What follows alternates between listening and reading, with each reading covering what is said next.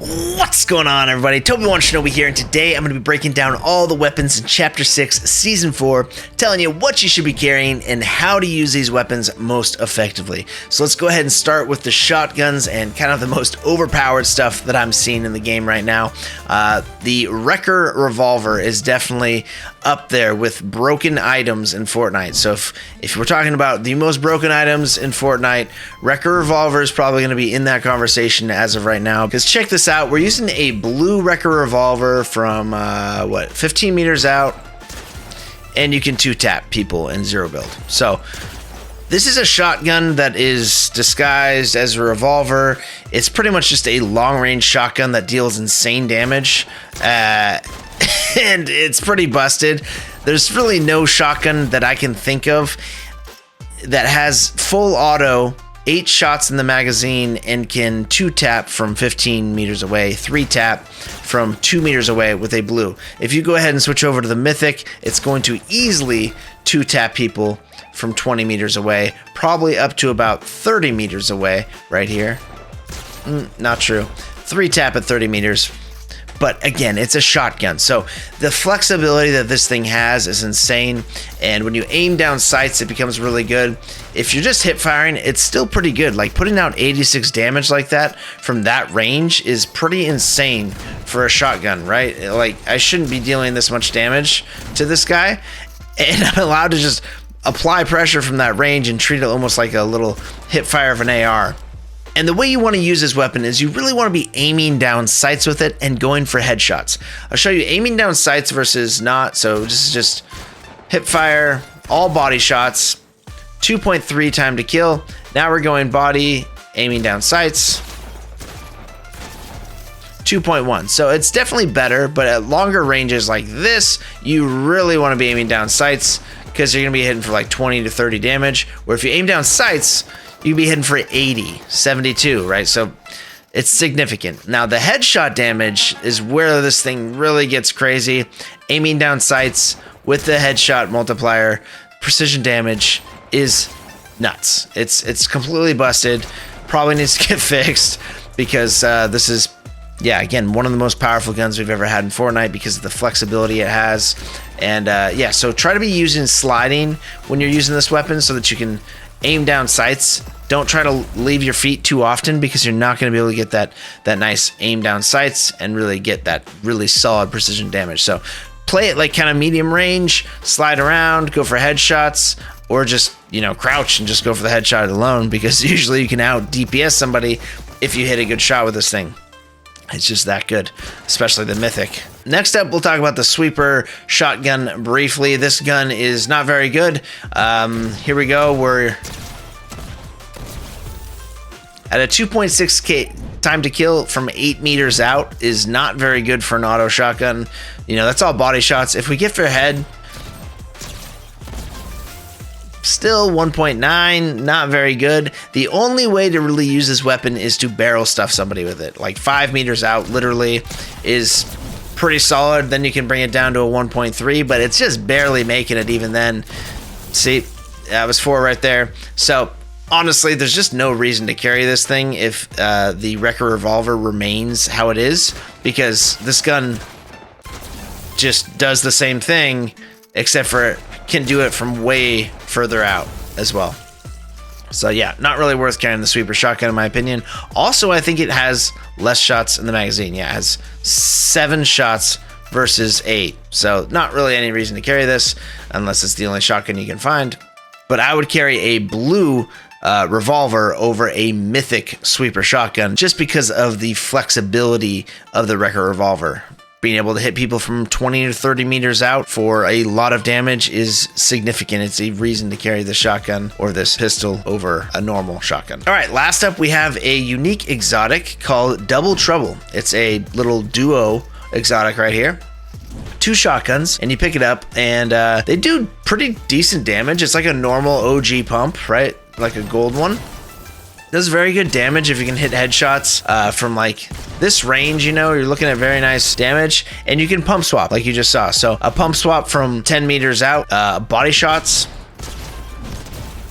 1.4 time to kill, very nice. but it doesn't have the flexibility, right, from really far away like this. The 20 meters out, you know, aiming down sights is just 27 damage is not going to do much. But the major reason to carry this is actually because it has a siphon. So it's a healing effect. Let's go over here, combat movement versus bots. If you have both in your inventory, you actually siphon 16 HP per shot.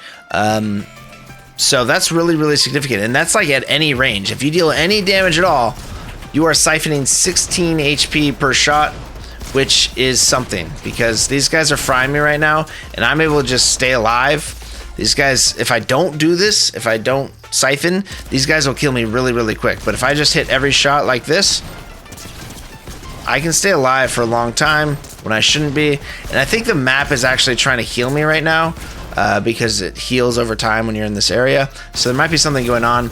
But trust me, this thing siphons for 16 HP, which can be a real problem for your enemy because they have no idea what's happening. If you take like kind of a mid-range fight like this, they've got like, you know, their shotgun out and you're just doing this and healing yourself over time, they can be very, very confused on how you have so much health, and there's a lot of survivability with this combo. Do I recommend it? I don't think so. I think I'd recommend just carrying the Wrecker over this because of the flexibility, and filling up 2 slots with shotguns in your inventory, wouldn't really recommend it. You know, it's got nice healing properties, but still having 2 slots be dedicated to short range isn't really great. If I were to recommend a loadout for this season, it would be this right here. It would be the Wrecker Revolver and the OXR Rifle. The OXR Rifle is very good hipfire on this rifle as well. It's pretty much like the Spire AR from last season, but I think maybe a little bit better in terms of hipfire.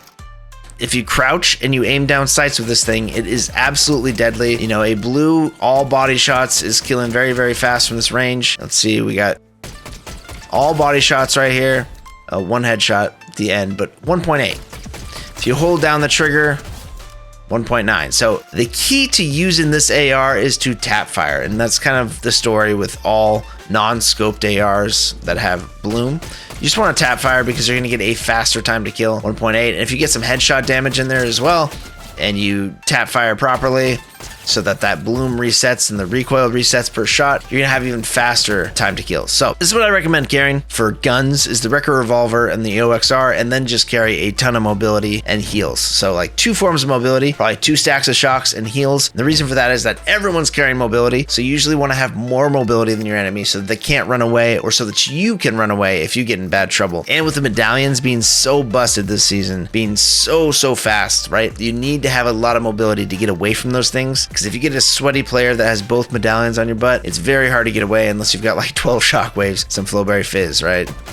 Highly recommend carrying a lot of mobility. It's just a high mobility season, and if you're not carrying that mobility, people are just going to outrun you, or they're going to catch up to you very easily. Okay, so that's kind of the AR I'd recommend. They also have the hammer AR in the season, and I do recommend carrying that as well. I feel like both of these ARs are very similar in how they perform. The hammer AR, I would say, is maybe a little bit worse because it's got more horizontal recoil. So if you're spamming the trigger on this one, if you're kind of just letting it go, see how it pulls up to the right? It's manageable to deal with, but if I lay down the trigger on this, it's pretty much all vertical, so it's a lot easier to deal with when you're firing faster and at longer ranges. Whereas the hammer has kind of like this thing, if you haven't learned it, you've kind of got to reset your aim after every shot and just keep kind of pulling down to the left the whole time, because it kind of kicks up to the right. I think the OXR is a little bit better. They're both excellent ARs, to be honest. They're very similar, but I do think the OXR wins out a little bit in terms of the recoil and the hipfire on it. The hammer has very good hipfire as well, but it does have more recoil, more the kick. Whereas the OXR has very good hipfire, but it also has less kick, so you can keep that aim centered easier. Pretty much very similar guns. I would just go for a higher rarity. If you see a really high rarity one, probably go for either one. In most cases, I recommend OXR if the rarities are the same. And I do think the OXR is better than the Fury, better than the DMR, and pretty much everything else. All right, let's go ahead and touch on just a lot of people aren't familiar with the Stinger SMG because it's kind of an older SMG. Honestly, I wouldn't recommend carrying it. It's got a lot of recoil, so if you're playing it like this range right here, you can see this thing just kind of starts kicking like crazy. Actually got some lucky bloom and recoil right there, but like if I don't fight the recoil on this thing, it just climbs like crazy. You can see how fast it climbs, so outside of like 20 meters, it's pretty bad because that recoil kicks so hard that you're really not going to be aiming and hitting much. It's just very random, the bloom and the recoil. If you use it at this range, you know, it's pretty solid. 1.16 all body. But if you look at the OXR, 1.4, right? It's not that much different out there. So 1.4 is roughly body shots. The OXR 1.5, not that different, and you got a lot more flexibility with the OXR. If you're pump swapping these things, it's pretty much going to be the same result if you're doing all body, right? Not very much different. So I wouldn't really carry that, and I wouldn't carry the hyper pistol. Hyper pistol doesn't have a lot of flexibility either. Kind of mid-range weapon. Has good aim assist from my understanding, but if people start moving around, it just kind of like tickles them for 17. If you're only hitting one bullet in the burst, 17 is not going to do it. And if you're trying to hit people from this range right here, I would just recommend just carrying an AR. You might get some good shots every once in a while, but in most cases, unless people are running at you in a straight line like this, it's going to be hard to land multiple shots, and it reloads. It has such a small magazine that if you're dealing with this as like your only long range weapon, it can be very frustrating because people can get away before you finish the magazine. You have to reload. I generally don't carry it. Might be better for controller players though, but in my opinion, I would just carry the OXR or the hammer AR as a spray weapon. The veiled SMG is fine. It's like one of the only scoped weapons in the game other than the DMR, but it's just kind of mediocre and has way too small of a magazine in my opinion to really warrant using it long range. As you can see, like, it's got a decent amount of kick, horizontal kick, which is always annoying,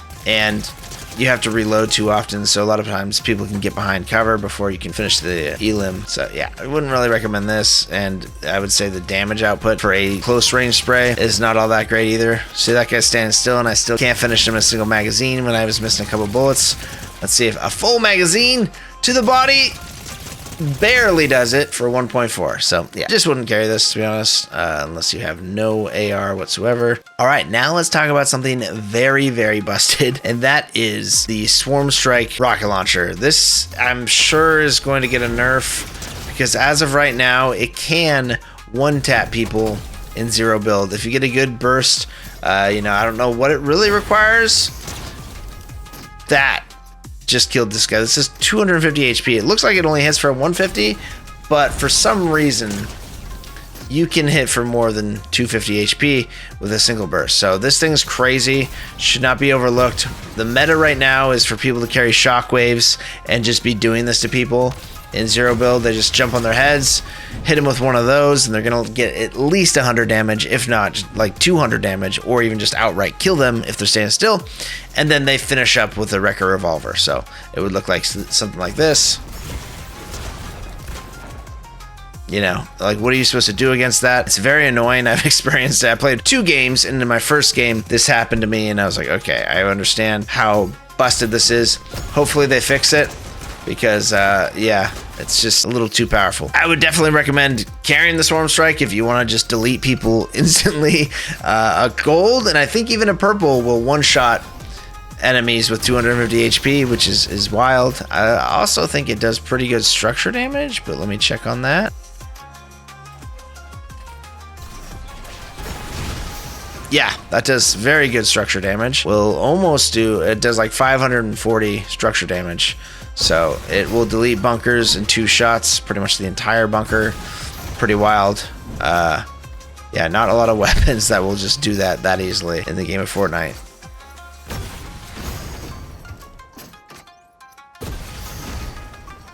Yeah, crazy. Yeah, so overall, if you want to make fights super easy, you just carry the swarmstrike, you shoot it like this, and then you just start spamming the Wrecker Revolver, aiming down sights when you land, and you're gonna make most fights pretty dang easy. This thing also has a pretty fast reload speed. Like, you can like shockwave out, you know, use this, and then by the time you almost land, you can go ahead and use it again, which is a little wild. It definitely helps to be overhead on this, because if you spray it like at more of a horizontal angle like this, sometimes your shots are gonna miss a little bit because you just don't have the angle for all of them to land like that. So height is always nice. All right, last couple things we'll cover is the Bug Blaster, which is pretty decent. When you charge this thing up, it hits for 100 on a gold, and if you just tap it, it hits for 50. Now, there is sort of a area of effect on this thing, so you can kind of charge it up and miss a little bit, and it will still hit. But it does have travel time, and it doesn't have the biggest area of effect. Like I'm missing right there. So maybe the area of effect is the same for a charged shot versus a non-charged. Kind of hard to say. Like, so that hits, and that hits. So it's the same. So it might look like the charge has a bigger area of effect. It doesn't. They both hit the same, but this one does 50, and the other one does 100. You can see why this would be good in like a close range fight, but because it has a projectile to it, because it has travel time, you're not going to be doing much to players who are moving around like this, right? This is just not going to hit this player, but if they're running a straight line at you, not even then. They keep turning.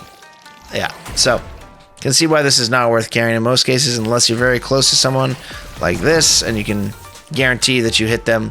In that case, you deal 100 damage, but I would say that the Wrecker Revolver dealing 150 to tapping at closer ranges is probably just a better bet if you have decent aim.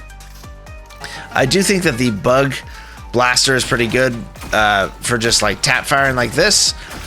For 50 is pretty nice, I guess, but again, I think the Wrecker is just better. I think this is good against bugs, like bug bosses, I've heard. If you charge it up, it's pretty good against bug bosses in terms of damage. But yeah, in most cases, I wouldn't really carry it. And then the last thing that we can cover is the Lead Splitter. This gun is weird. It has like kind of a lock-on ability at closer ranges.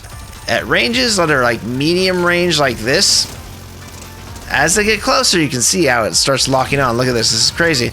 It feels like a really good gun when people are close because you see so much damage happening. But the sad truth is that at longer ranges, it's just a terrible gun. Because it starts losing that lock on and it starts hitting for 6 damage and you're not hitting very many shots and it's just pretty much bad. Close range is good, but like there's so many other weapons you could use at this close range and still be dealing similar damage to that. Like, you know, if we're being honest, we could just be aiming down sights and hitting this guy for the same amount of damage. You know, if we're being honest, we could just use the Wrecker Revolver and aim down sights and hit this guy for that type of damage. You know, it might be a little harder, a little less forgiving when you are having to hit, you know, individual shots versus just spraying. But at longer ranges, medium ranges, this thing really just doesn't do very well because something about the lock-on ability gets just funky and it just stops kind of working. Close range like this, pretty good. As they move further out, not as great. If they're moving fast like this, pretty dang bad. You can see like the lock-on is just almost non-existent at ranges like this, and the magazine's not that huge to really like get a lot of damage in.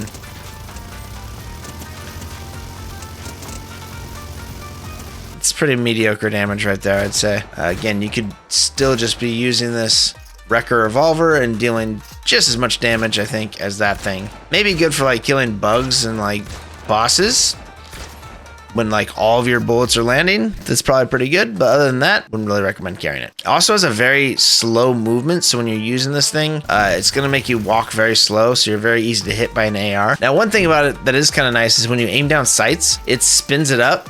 So if you don't want to have to spin up, you can aim down sights, then come around a corner, and you're moving pretty much the same as if you're not aiming down sights anyways. So might as well aim down sights and get that spun up right away. And again, close range, this thing's pretty good, but I still think you can get taken down by a Wrecker Revolver pretty easily, or a good pump swap or something like that.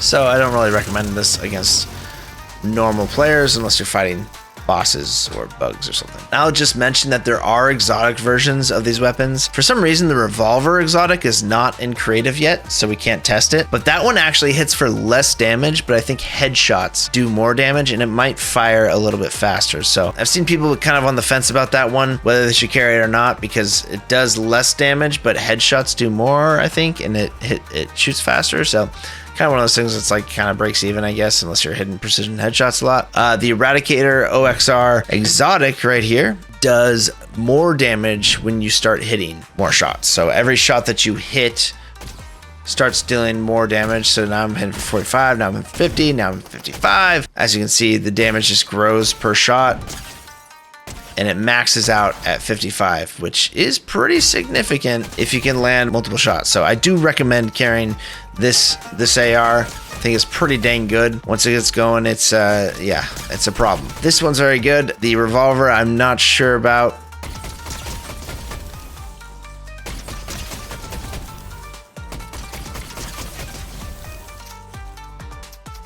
As you can see, this AR has pretty much a 1 second time to kill, or even less if you're hitting all shots. It's doing the damage thing. So very, very good AR.